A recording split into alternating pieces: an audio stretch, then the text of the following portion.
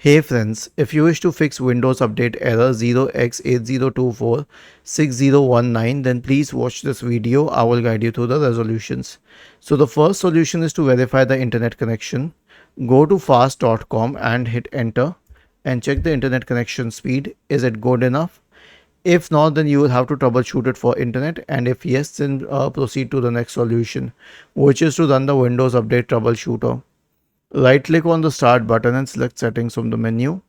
Go to the system tab and then in the right pane scroll down and select troubleshoot.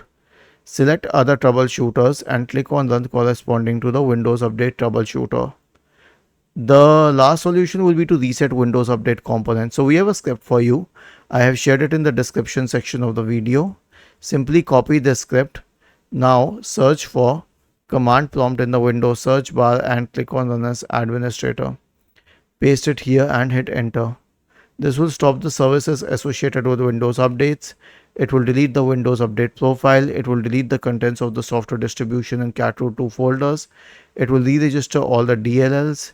It will reset WinSock, and then finally it will restart the services associated with Windows updates. Was this helpful? If yes, then please subscribe to the channel. If not, then let us know in the comment section of the video on how we could help you further.